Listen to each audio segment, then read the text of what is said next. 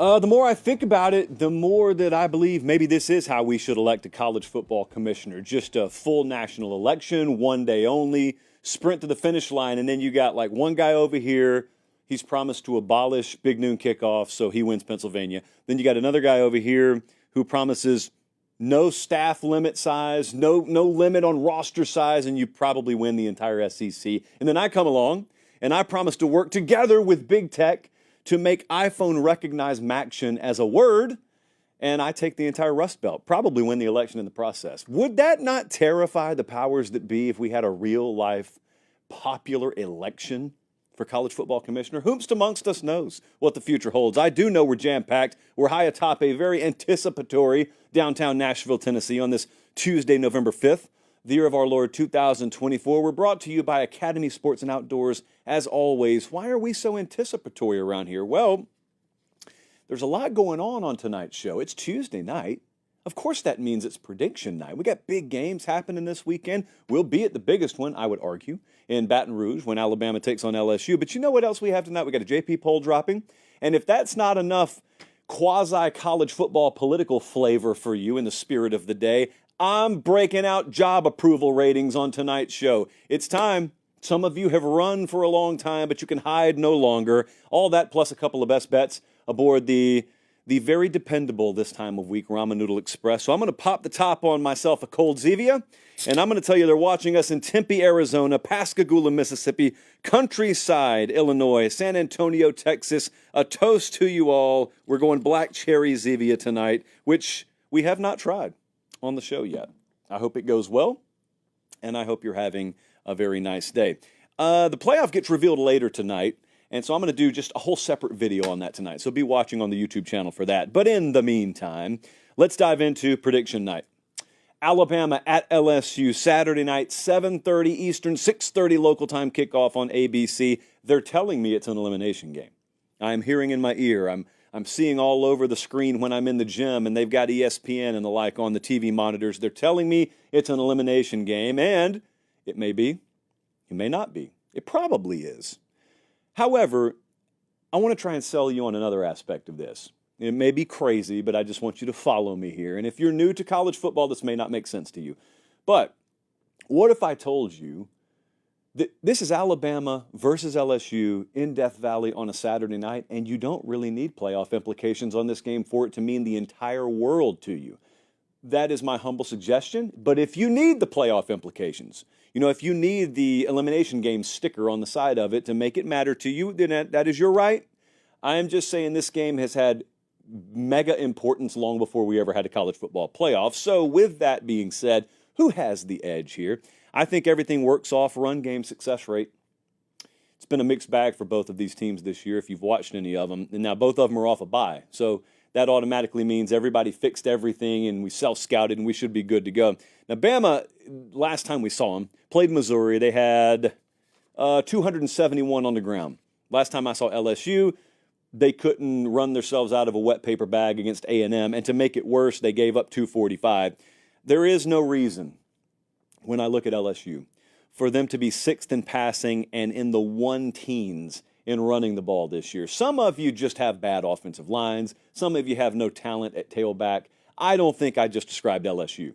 I think they flat out haven't leaned on it enough. They haven't committed to it enough. I would expect them to try and rectify the error of their way there. How much success they have is almost secondary to defenses having to at least honor it and us not having to drop back 50 times trying to throw the ball, and 2 or 3 of them end up in the wrong hands, and that's the ball game. Now, Bama, if you want to run the ball on them, you can run the ball on them. They've given up 130 on the ground in 6 of their last 7. LSU is 48th in the country in run defense. So either side here, if you really commit to it, if you lean on it, I still believe both of them have the personnel where they should be able to run the ball. Not for 7 yards per carry, but give me 4. Give me 4.5. Just give me enough to where I don't have to look at explosive plays through the air on Alabama side or just Garrett Nussmeier in general on LSU side and say, save us, save us. They should be integral parts of the game. But, man, it should be complimentary, a whole lot more than it has been. Which brings me to my next point. Can't wait to watch the matchup in this game of Nick Sheridan and Kalen DeBoer and kind of the Alabama offensive brain trust against Blake Baker and this LSU defense. I was so pleasantly surprised when they went up to Arkansas and did what they did. And then I was so disheartened when I watched what A&M did to LSU in the second half. And similarly, I've watched Alabama look discombobulated at times offensively this year. Now, they've shown flashes because they got really good athletes. So, of course, they've shown flashes. But the consistency, drive to drive, quarter to quarter has not been there. Bama is 132nd. I'm just going to continue hammering this point home until the stat profile changes. Let me talk to you about third downs here, and specifically what Blake Baker could do here. Bama is 132nd in the country in converting third and long. I didn't say they're 132nd at converting third down because they've been in a lot of third and longs. I said if you take every team and filter out just their third and long attempts, Bama's 132nd in the country. We used to not even have that many teams in FBS. That's how bad that is. But the good news is they're 10th in third and short. So it does not take the smartest amongst us to understand if Bama can stay ahead of the chains, Bama probably wins this game unless they turn the ball over a lot. The problem is they have not stayed ahead of the chains. And in fact, on the road, they've really struggled here. More on that in a second. So how effective and how comfortable, for lack of a better term, does Alabama look offensively early in the game? I think we'll get a really good indicator. If it's constantly working behind chains, if it's constantly 1st and 15 because you jumped off sides and Tiger Stadium's just sinking its teeth into you, well, they can win, but it's probably going to be a long night in the process. But on the other side, I remember what Marcel Reed did against LSU's defense. I remember how it looked like they hadn't even given a passing thought to the quarterback running the ball in the second half of that game. Now, I personally believe that caught him a little bit off guard. That's not to make an excuse, because there is no excuse to not be prepared for the backup quarterback, especially when said quarterback has played meaningful minutes this year. You're not planning for any of that here. It's Jalen Milroe's game, and so how well do they stop him? Or for that matter, how effective are Milroe's legs? It really kind of brings us to some of the unpredictables, some of the external factors here. Jalen Milroe, if you don't want to call it his health, because on the record they've said nothing's wrong with him, I'll call it his effectiveness, his full-scale, top-to-bottom effectiveness as a player. When he's right, he can throw the deep ball as well as anyone, and he can kill you with his legs. When he's not, it looks like he's looked over the last few games going into the bye week. So which Jalen Milroe, I guess, do we get? Bama also 128th in penalty yards per game this year. I was there when they played in Tennessee. Neyland Stadium affected that team. If Neyland affects you, Tiger Stadium on a Saturday night will absolutely affect you if you let it. And I'm of the belief that once a team has developed that kind of profile about itself, they are prone to heavy penalization. That doesn't clean itself up. In my experience, if it's a problem in week 3, it's going to be a problem in week 9. It's going to be a problem in week 14. And maybe you can work your way out of that hole. Maybe you can't. But it would really surprise me if penalties weren't at least somewhat of an issue for Alabama in this game. But the other side is, what about interceptions for Garrett Nussmeier? They've been there. They've been there because they don't have a ground game that they can lean on and supplement offensively. And so they have to lean on him too much. And he's not dependable enough where you can put the entire game on his shoulders. I think he's a really good player. I think he's very talented. He is as big a wild card game-to-game at quarterback as LSU, the team, is a wild card in the whole college football playoff picture. Jalen Milroe's home and road splits don't inspire great confidence in me. It's not drastic, but it's noticeable enough. He's not the first quarterback to play better at home than he does on the road. But it's all about game control and taking it early, and they haven't been able to do that enough this year. I think because of that, we'll know early whether it's a game that we can expect either team to need 30-plus to win, or is 24, 27, is that good enough here? Alabama defense, they have forced turnovers this year, so if I got a guy who throws a lot of them, and I got a defense over there who's forced some of them, including coming up big multiple times in that Georgia game, Q Collin showing us the highlights here. Yeah, that's there. I don't know how to predict it. I have no idea how to predict that that's coming, but it is there. So here's where I land on this game. I've got very little idea, because so much of what we just talked about for the past about 8 minutes or so is not terribly predictive. I don't know how many penalty yards you're going to have in a given game. I can guess. I don't know how many times your quarterback's going to throw picks. I can guess. But I do know to a large extent that probably decides this game. And so let's take a look at what the model thinks. FanDuel right now is at Alabama -2.5. The model is a little bit higher on LSU than our friends at FanDuel. They've got Bama, well, the model, which is sitting right next to me, has Alabama -1. The dependable aspects of Alabama are a little bit too shaky for me to back them right now. Conversely, I could say the same thing about LSU, which is why I value home field a lot in this game, a whole lot. Sometimes I don't. There have been versions of Alabama that I actually liked on the road more than I like at home. This year's version is not that. Now, they can go prove me wrong on Saturday night, but they're going to have to. I'm going to make the road team prove me wrong here. I'm going to take the home team to win, and LSU would cover in the process of winning this game. So slight lean to LSU. There will not be a dime of your boys' money bet on that one. Academy Sports and Outdoors, plentiful in Louisiana, plentiful in Alabama. You guys have a lot of tailgating needs. They got you taken care of. Could be some questionable, suspect weather in the Gulf of Mexico. Yes, I am monitoring Raphael. And when I know, you'll know. I think that my read on that is you're probably not dealing with a landfalling hurricane. You're probably dealing with something that's dissipating by the time it gets into the northern Gulf of Mexico, but that does not mean that the residual moisture off of Raphael could or could not impact this game. It's Tuesday, so we don't know yet. But nevertheless, if you need rain gear, if you need that sort of thing and you're not already stocked up, or even if you are, Academy Sports and Outdoors has you covered there. They've got many an umbrella there. They've got many a poncho there. And so they've also got every other odd and end you would need, from tailgating to grilling to hunting to camping to fill in the blank, recreationally, whatever you're into, chances are Academy's got you covered. And pay attention down in Jacksonville and in Little Rock, Yulee, Florida, grand opening this weekend. Academy, new grand opening. Searcy, Arkansas, it's right there in the Little Rock area, grand opening. You know the rules. Just gave away 5 chalai last week because we had actually many more than 5 of you show up to Academy grand openings. You show up, you prove to me that you were there, you're in the running. I'm going to give away 5 more chalai this weekend. Yulee, Florida, which I believe is where Derrick Henry was from and ran for like 500 yards a game in high school, and Searcy, Arkansas, where I've been storm chasing before. You're on the clock. Oh, yeah. Oh, the black cherry is really good. You know how rarely I take 2 sips of Zevia in a row on the show. It creates dead air, which means people tune out. All right, let's continue. What a game this is. What a game this is. Welcome in if you're watching live. Let me refresh so I can get a good number. Yeah, irregular start time, still a nice crowd. Georgia at Ole Miss is the Saturday 3:30 Eastern game on ABC, and it is the moment of truth moment for both of these teams. It's not an elimination game. We're not going as far as to call it that, although it probably is for Ole Miss. I wouldn't call it that for Georgia. But last year, this game happened. It happened in Athens, and it was a splattering. It was a Sarah McLachlan special. It was a body bagging. It was 52-17 Georgia.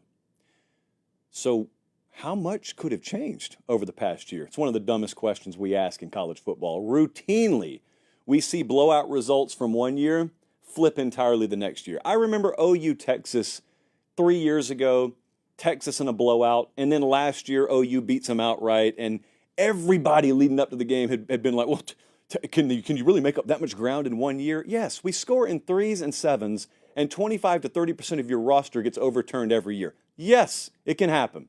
Point blank, yes, it can happen. Now, what does Ole Miss need for it to happen? Georgia's favored by 2.5 here, so we're not talking about any kind of massive upset.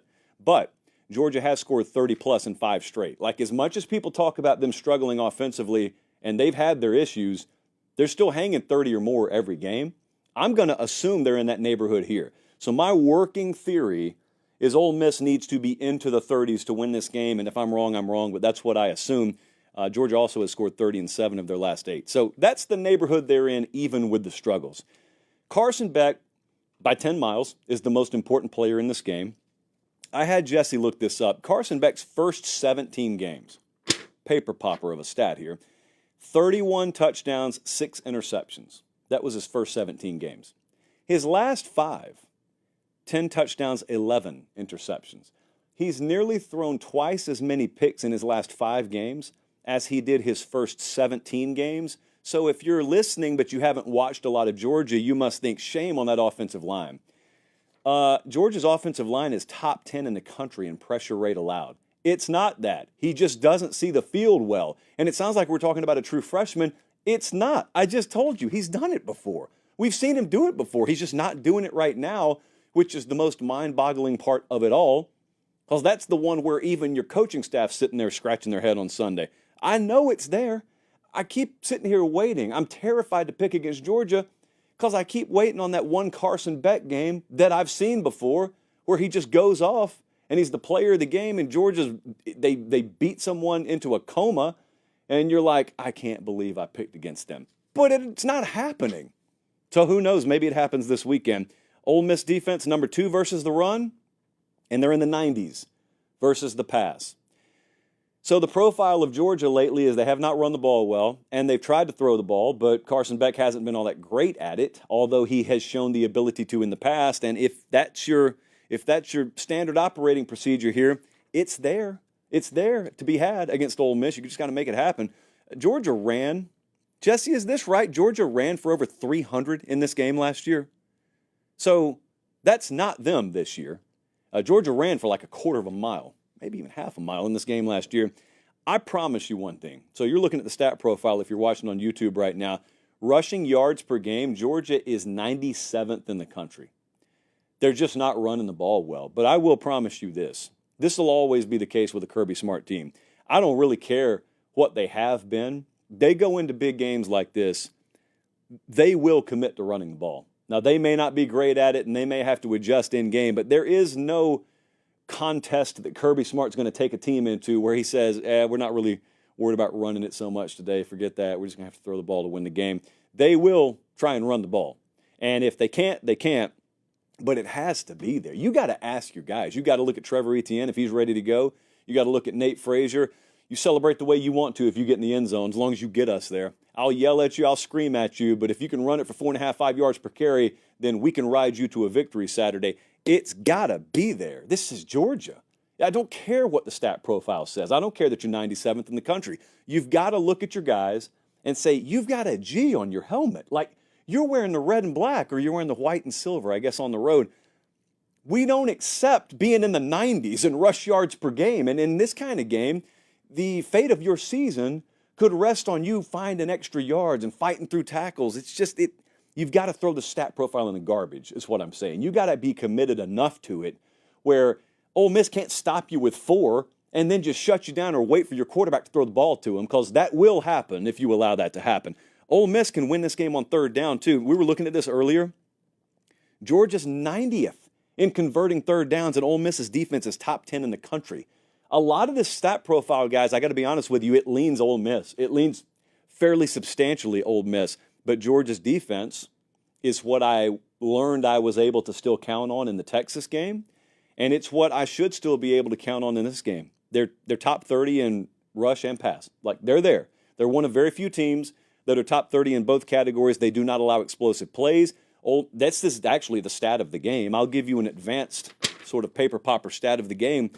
Ole Miss's offense is near the top of the country in creating explosives, and Georgia's defense is top 5 in preventing them. And that brings us to what the model thinks versus what FanDuel thinks on this game.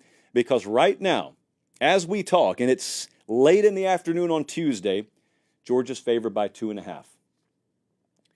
The model thinks the wrong team is favored. The model likes Ole Miss minus half a point, which, as we all know, is impossible to happen, but raw power rating, that's how it calibrates it. Ole Miss, it's an interesting stat here. They've allowed more sacks in their 2 losses, the Kentucky game and the LSU game. They allowed more sacks in those 2 losses than all 5 of their wins. We saw Georgia against Texas. They got home in a big way. They affected the quarterback in a big way. If they do that here, Georgia's going to win. I think this is the circle game for Ole Miss. It's the one ever since they flew home from Athens last year that they understood would define them as a team this year. And they've already lost 2, and that's okay. That just means their back's against the wall. I don't think Ole Miss is losing this game. I think somehow they'll find a way to win it. And I actually agree with the model. I think our folks at FanDuel probably still have Ole Miss a little underrated. I think the AP still has Ole Miss a little underrated. That is a very dangerous team. And in years past, that'd be okay because I trust Georgia. Just like in years past, I trust Bama to go on the road against LSU and take care of business. I don't trust either one of them to that degree this year. And so if I've got a wounded animal at home in total survival mode and they're able to exploit your weaknesses, just conventional wisdom. I'm going to ride with them. So I'm taking Ole Miss to win this game outright. Quick Trip could fuel us if we wanted to go there. They could fuel us if we wanted to go to Knoxville, if we wanted to go to Athens or Gainesville.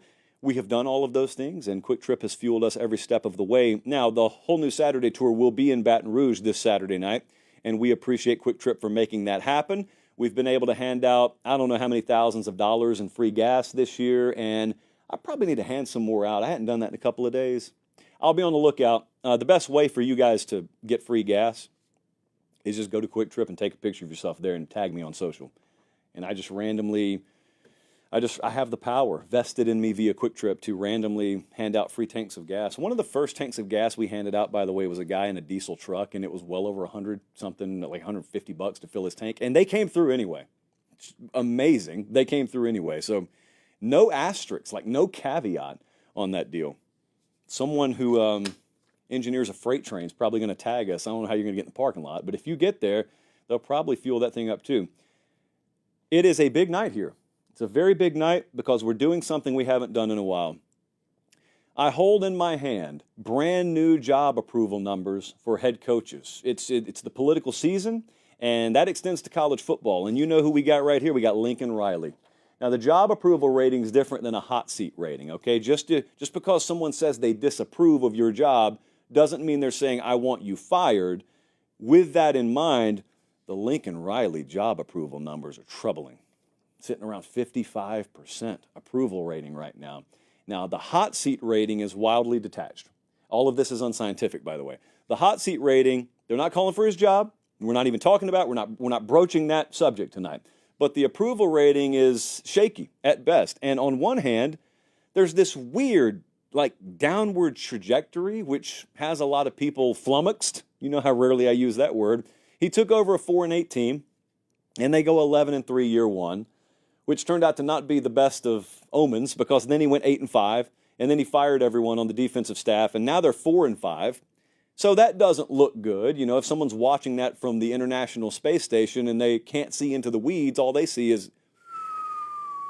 and that's what it seems like. And some of the fan base feels that way as well. He didn't hire right in the beginning. Alex Grinch should never have been the defensive coordinator there. He should not have had the opportunity to come over there. That much is clear now. The problem is Lincoln Riley allowed it to happen. He is responsible for that. I cannot make excuses for the guy on that front. I will personally give him credit for hitting that dump button when he did. But I said when he made those decisions in spring or after last season, I said, it's going to take a while. I don't know if they have the patience out there for it. So do they? It's actually still a remains to be seen question there. Most, I think, still get what's happening. Most of the USC fans, I think, still understand that we're not thrilled with where we are. Like we're struggling to even make a bowl game this year. However, these aren't blowout losses. They've got 5 losses right now, and they were all one-possession losses, and they led in the fourth quarter of all 5 of those losses. Producer Jesse and I were looking through the box scores this year.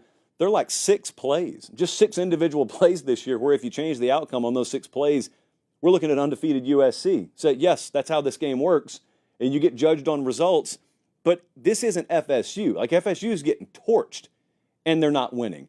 USC is not getting torched. They're just there, and then they yank the carpet out from under you at the last minute. Well, that's not acceptable, but it's also indicative of a team that's not all that far away, and therefore there's no reason to torch the barn and kill the rats, as Meemaw would say, and start all over. But everyone's waiting on recruiting. Everyone's waiting on talent acquisition. They want players out there.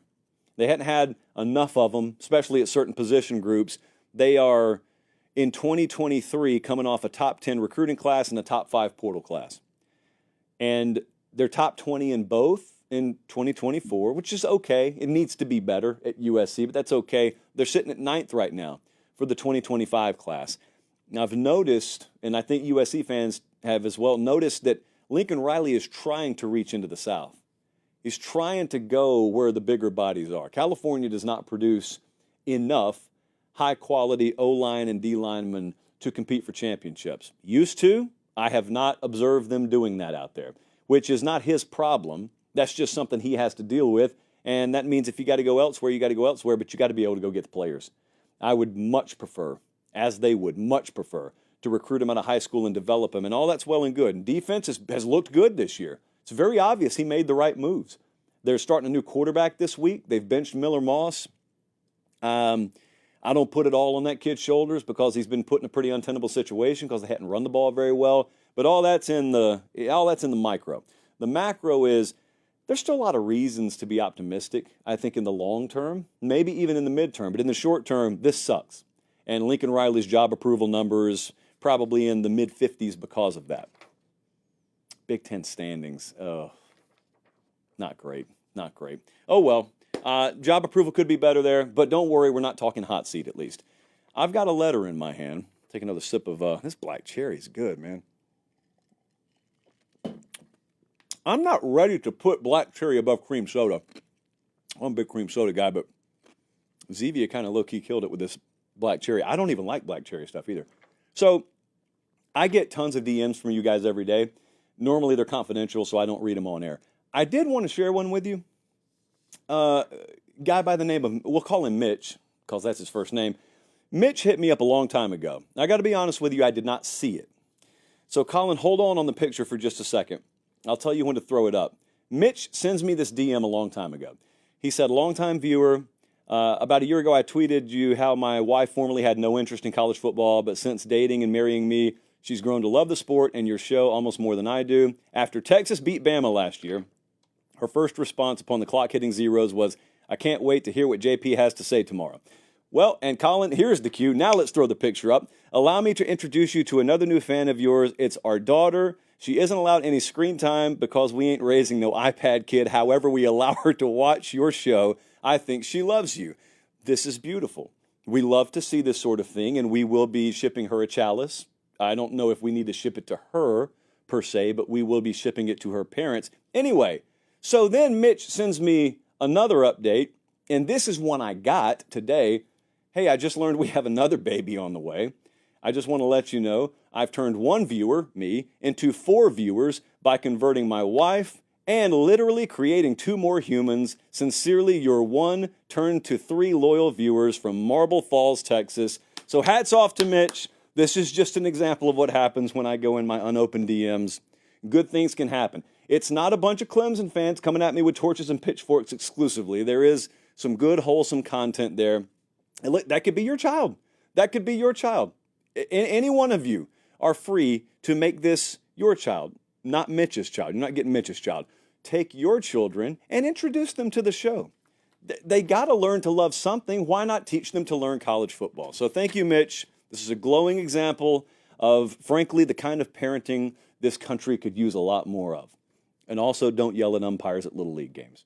All right, let's continue. It was really happy there for a second, but I regret to inform you, I got to talk about Hugh Freeze's job approval. Hugh Freeze's job approval rating number is not good. It's at 30% right now. Remember, that's detached from a hot seat rating. They're not calling for his job, at least not the majority. But the job approval is not good. Auburn's not good this year. They are not good enough by a long shot. However, I'm going to get to the whole Brian Harsin thing in a second. They are not on him like they were on Brian Harsin at this same point. And that is because fit matters. Now, this is not quantifiable, and if you're not an Auburn fan, this doesn't matter to you. But Brian Harsin, they never perceived to be one of them. They never thought Brian Harsin fit there. Hugh Freeze, they feel like he fits there. So as long as they feel that way, that matters a lot in the old job approval rating system. But it's very interesting to look at Hugh Freeze and Brian Harsin. Harsin got fired at 9-12. Freeze is 9-13 right now. Now, is that fair? On one hand, mathematics are always fair. On another hand, numbers can lie to you. Stats can lie to you in college football. So it is about what you inherited. I think most of us would admit Hugh Freeze did not inherit a great roster situation. I'll go a step further. The roster was kind of a disaster when Hugh Freeze walked in. Most head coaches, most agents will tell you. It's all about entry point. What do you inherit? Because if you inherit a mess, it's going to take a couple of years, and your record's probably going to suffer.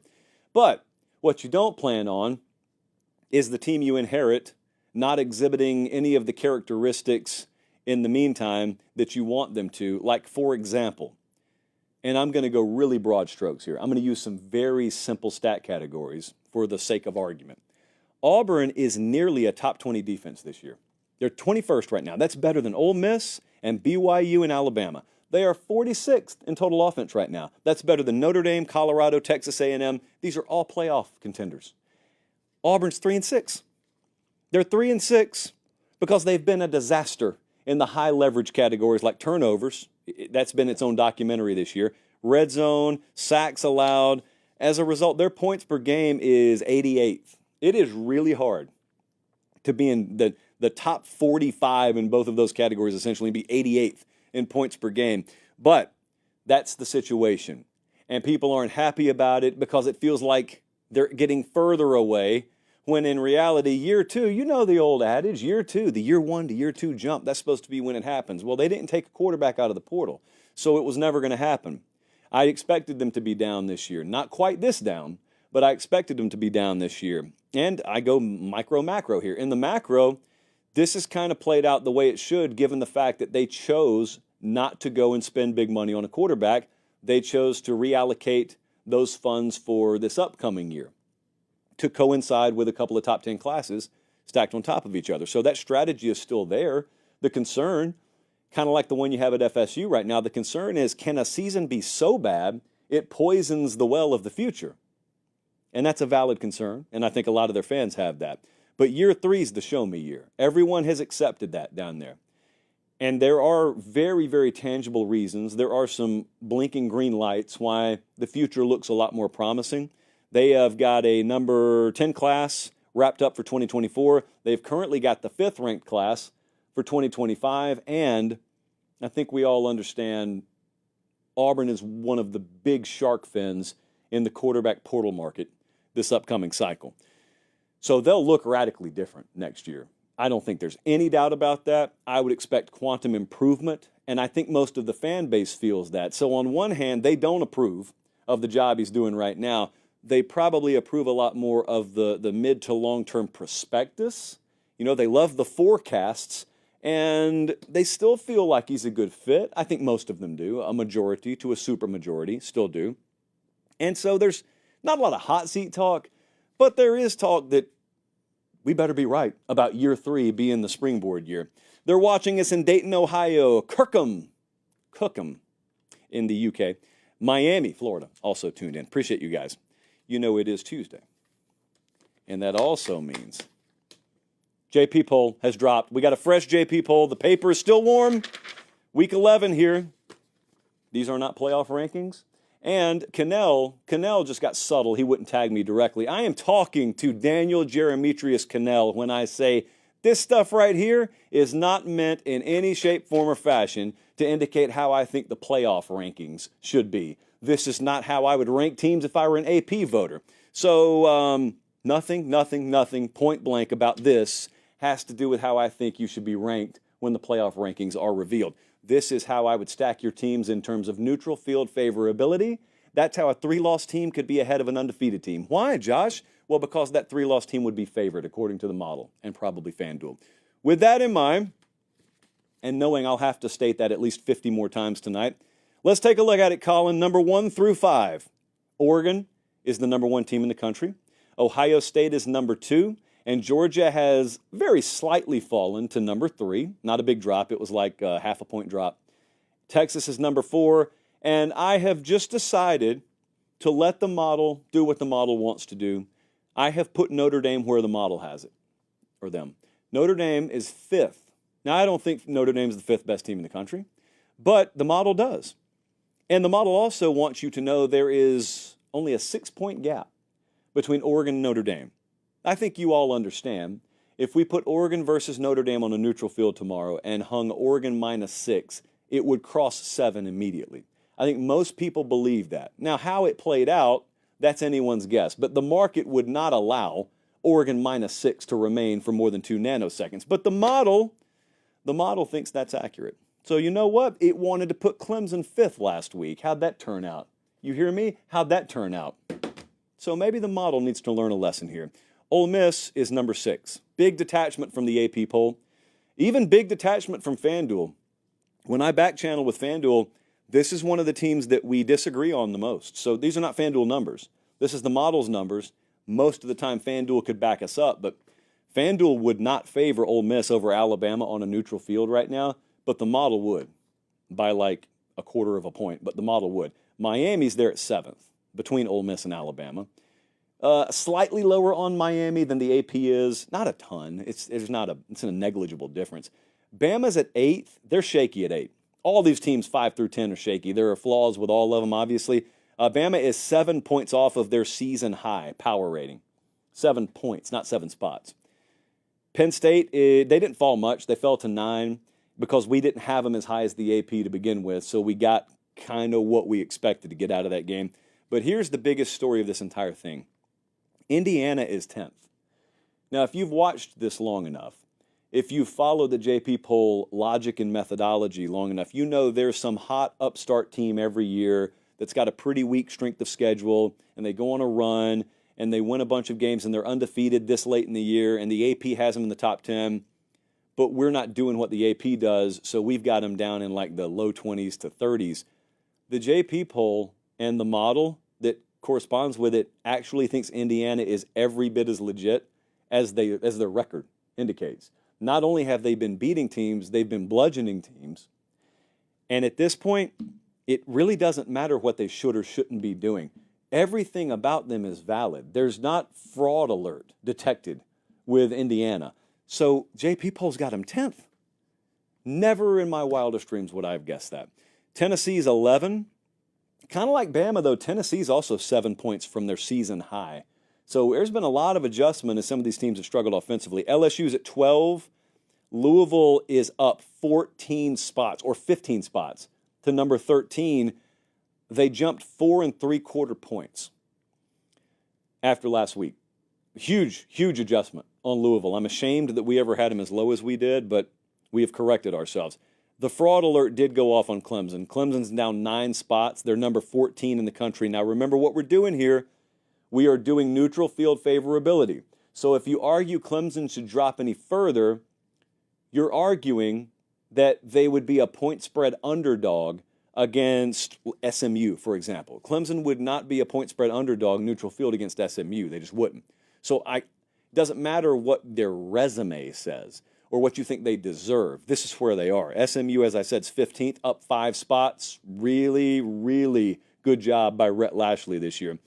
Iowa State, not a ton of adjustment. They just fell 2 spots because we didn't have them as high as the AP had them to begin with.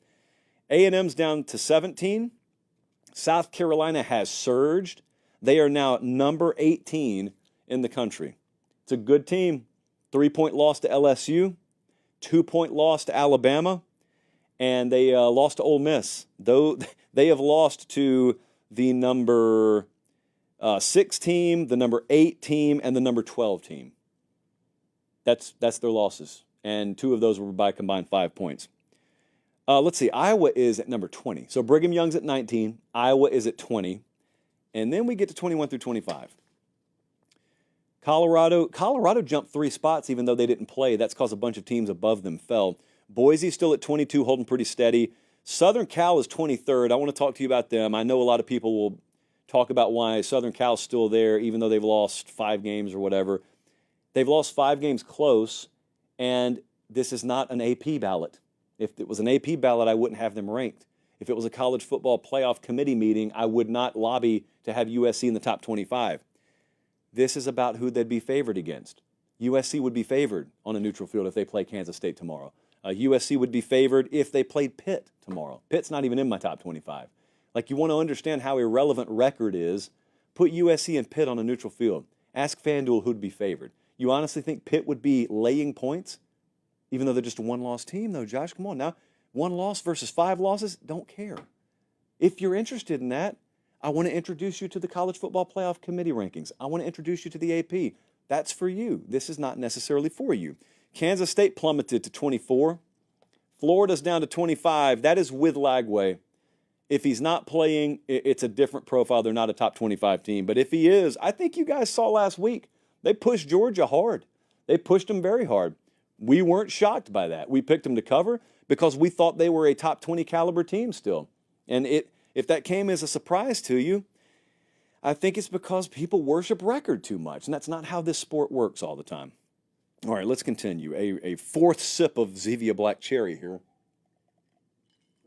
with the crushed ice nearly melted. How would you rate the approval? I mean, Colin, that's not a good intro. I want to say that again, even though we're live. What do you think the job approval rating is of Mike Norvell amongst Florida State fans? Just poll all the Florida State fans. Do you approve or disapprove of the job Mike Norvell is doing? I think you would see the most radical shift over a 4-month span that we've ever seen in this sport. Think about this. I would say if we took a poll of his job approval rating in August, it would be above 90%. If we took it now, it would be below 25%, and that's being kind. And what's changed? 1 year, half to 3/4 of one season has changed. And I would argue with you, you could only have that radical a change by losing games. Scandal would not even change it. Like scandal, most fans don't even care about if you'll win for them. Massive amounts of injury. You would lose games, but at least there'd be an excuse for it. That is not the case here. They've just fallen off a cliff. There's no comparable data point. This is the worst 9-game start for a top 10 preseason team ever. We don't have a comparable data point.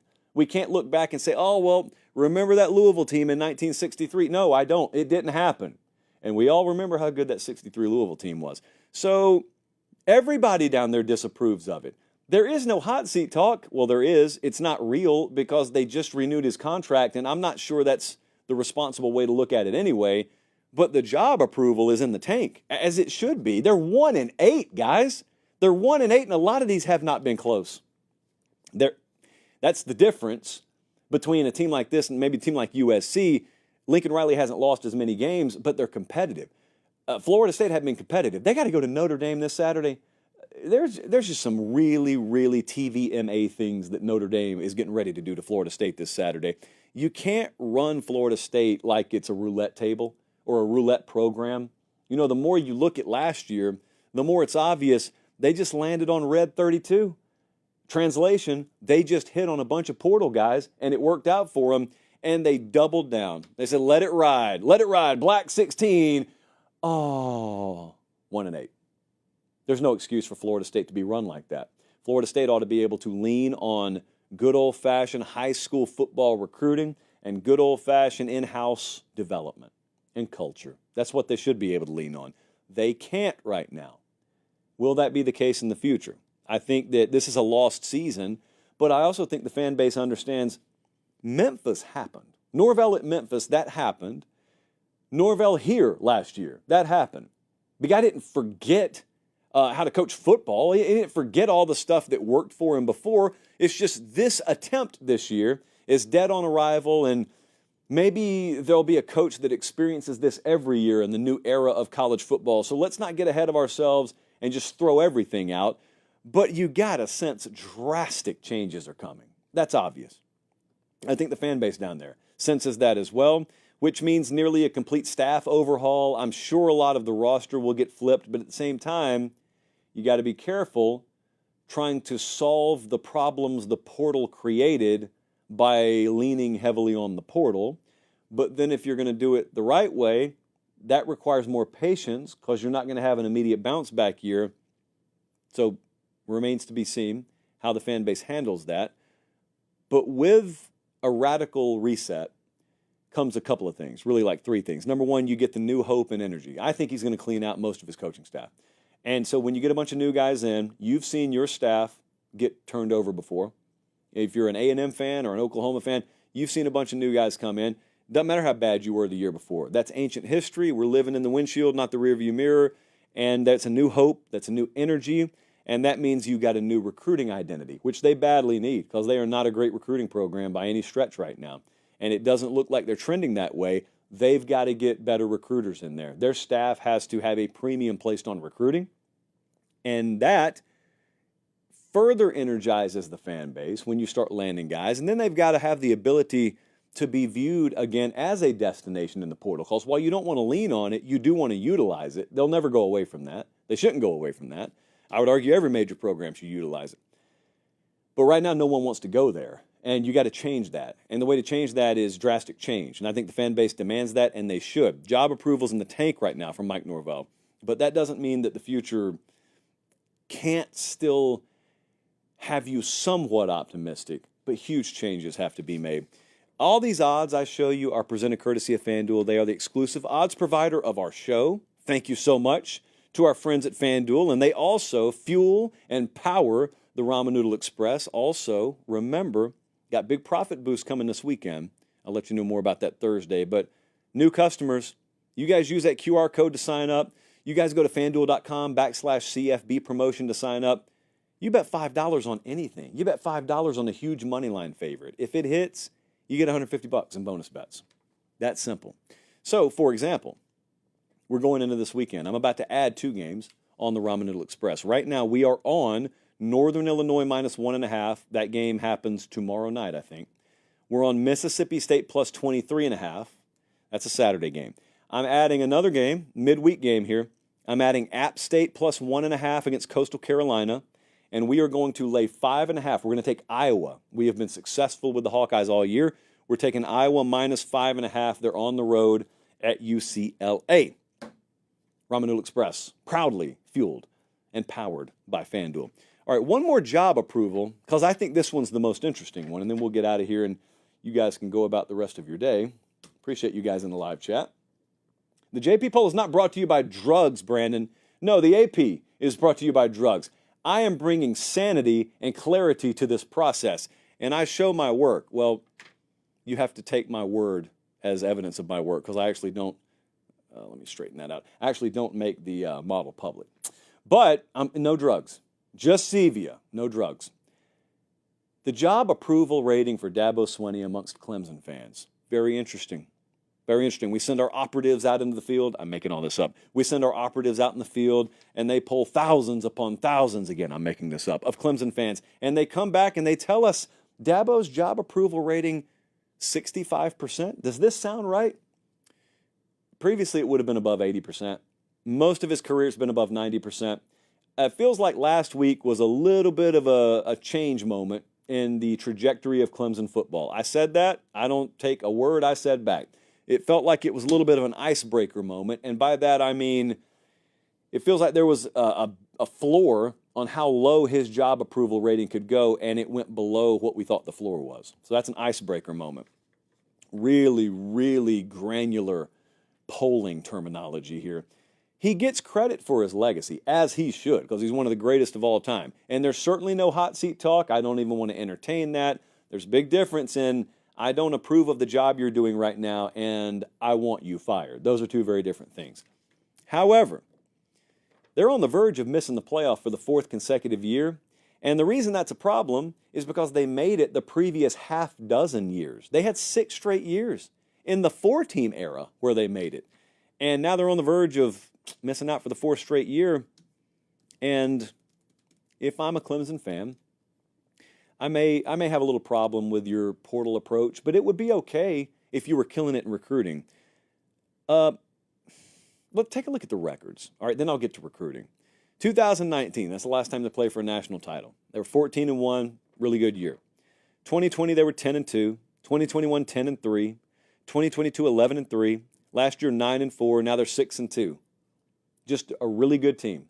A pretty good to a really good team. That's what they've been. There's nothing wrong with that. But you are a prisoner of your past success. There are consequences. Oh, that's a big hiccup. There are consequences of success. Dabo has to deal with them. It's a blessing to have to deal with that, believe it or not. But if I'm a Clemson fan and I disapprove of the job he's doing right now, I probably disapprove of it because there's been not sprinkles of portal usage. There's been 0 portal usage. And there's no excuse for that. We're Clemson, and we ought to go get players who can help us, who fit our criteria, who are good fits here. That doesn't mean take 10 of them per cycle, but even 1 or 2 of them per cycle could mean the difference in a game. And number 2, the reason I hold that stance is because we're not an elite recruiting program. We're not. We're just a pretty good program recruiting. 2021, we were 5th. And the depth of that class past the top guys has been pretty insignificant. So it kind of hollowed out as a class, very top-heavy class. 2022, we were 10th, then we were 11th, then we were 11th, and now we're 16th in the middle of this cycle. There are holes in those classes. Development, case by case, has been somewhat of an issue, and there's no backfilling via the portal. There's no supplementation. And we have eyes. If I'm a Clemson fan, I can watch the other programs. It used to be us and Bama. It used to be 1A, 1B for a little stretch there. And now we're not in that conversation because we can't match the athletes with the big boys. And look, this is a year where everyone's flawed. We should be able to bottle up what's unique about Clemson and make a run, but instead we're being victimized by it. So no, I don't approve of that if I'm a Clemson fan. There are 24 guys on this 2 deep that are redshirt sophomores or younger, though. So theoretically, if the Clemson way is still operating at a very high level, and if we have recruited good enough players and we are developing them well enough, we should kill it next year. Because our nucleus here is young, and they, of course, have been developed in-house because we don't believe in the portal. And so I should see a really, really good explosive Clemson team this upcoming year. And if I see that, all bets are off. Approval rating goes back through the roof. Have you recruited championship caliber classes and enough championship caliber players? That's where there's the ... and we kind of have to wait for an answer. This year's team is not that. But job approval extends beyond just, the visual of this season. Clemson fans, I don't think they're impatient at all. I think they can disapprove somewhat of the direction we're going. Now, they can just as easily look down in Tallahassee and say, you know what, maybe we ought to count our blessings that we're not that. Because as much as you may get a little aggravated sometimes at Dabo's approach, there's a safety net built under how bad it can get. If you start free falling, it ain't going that far. You're not going 1-8 with Dabo Swinney. You may go 6-2. It may go 6-3 if they lose this week or next week or whatever, but it's not going to be a disaster because it's sort of a disaster-proof program. And you've come to take that for granted. Maybe you shouldn't based on the history of the program, but you want to be better. And it's not the worst thing in the world to strive for excellence and demand it when you know good and well you can have it because you've seen it achieved by the same guy who is still leading the way. We appreciate you guys so much. We got out of here in less than an hour today, and now you can go about the rest of your day just doing whatever it is you guys feel like doing the rest of the day. But we appreciate you. Make sure you're subscribed to the channel.